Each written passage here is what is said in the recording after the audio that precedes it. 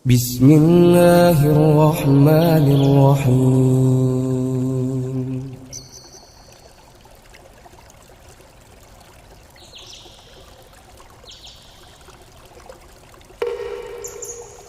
Mimpi 112, naik roller coaster bersama Muhammad Qasim.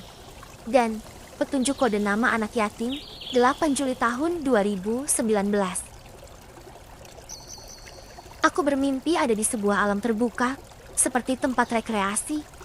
Ada 2 buah tebing, dan di bawahnya mengalir sungai yang indah. Banyak sekali orang berkunjung dan memperebutkan tempat permainan yang spesial ini. Tapi hanya orang besar atau dewasa yang boleh menaiki permainan ini, yaitu di atas umur 17 tahun. Aku melihat besi penghubungnya yang berbelok-belok. Ada beberapa bagian.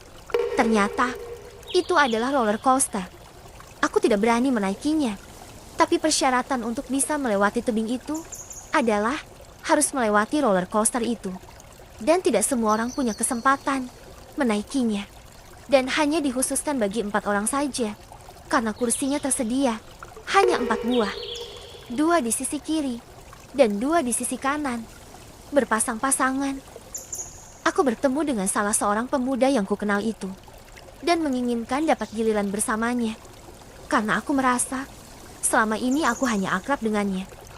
Kami tidak bisa janjian. Karena tempat laki-laki dan perempuan terpisah. Kami semua menunggu giliran nama kami disebut. Aku bersama banyak orang. Dan di mimpi ini aku mempunyai teman perempuan yang menemaniku. Aku tidak ingat namanya siapa.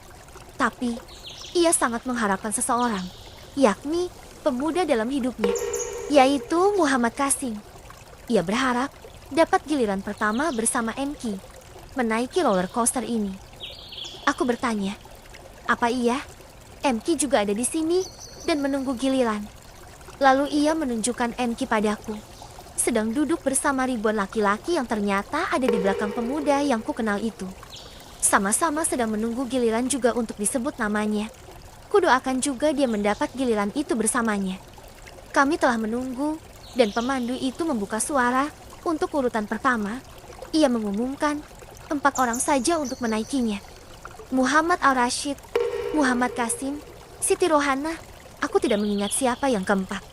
Karena aku buru-buru menaiki alat itu dan mengambil kursi. Aku ingin duduk satu baris dengan Muhammad Al-Rashid dan menghindari sebaris dengan Muhammad Qasim. Aku memilih kursi baris kedua karena masih merasa takut dengan permainan ini. Di bangku ke-1 yang pemandu sebutkan, duduk Muhammad Al-Rashid di depanku. Aku merasa senang karena aku merasa aku tidak akan takut naik wahana ini bisa bersamanya. Tapi ternyata di samping kananku di bangku kedua, aku duduk sejajar dengan Muhammad Qasim. Di depan Muhammad Qasim, yakni bangku ke-1 yang sejajar dengan Muhammad Al-Rashid, aku tidak tahu namanya siapa. Karena aku sibuk dengan diriku sendiri dan merasa risih karena sendiri perempuan. Dan Muhammad Al-Rashid duduk di depanku, sedangkan Muhammad Qasim ada di samping kananku. Aku melihat temanku yang menyukai Muhammad Qasim. Terlihat manyun wajahnya karena kecewa namanya belum disebut. Dan aku memintanya untuk memegangkan tas dan HP-ku. Sementara aku naik wahana ini. Roller coaster mulai bergerak perlahan dan mulai laju menjelajahi alam pegunungan, melewati lembah, sungai, perkampungan. Saat melewati perkampungan, orang-orang melihat Muhammad Qasim dan tahu mimpi-mimpinya. Mereka, kudengar menyebut namanya. Kami berempat terdiam dan terus menikmati wahana ini. Entah kenapa, wahana ini membawaku ke sebuah masjid yang sangat besar, berwarna serba putih. Tapi aku tidak bertanya, masjid apa namanya ini, karena di sepanjang perjalanan hingga sampai di tempat ini, kami semua terdiam. Kami sampai di masjid ini, hari sudah malam. Dan kami turun dari roller coaster. Lalu, kami masuk ke dalam masjid sholat. Aku berpisah dengan mereka bertiga karena aku perempuan. Dan aku mengambil posisi di tempat perempuan di bagian masjid ini untuk sholat. Banyak orang itikaf di dalam masjid ini. Kulihat ada yang duduk berzikir dan ada yang tidur berselimut. Selesai sholat, aku mencari 3 temanku yang bersamaku tadi. Masjidnya sangat luas, dan aku melihat mereka duduk sangat depan.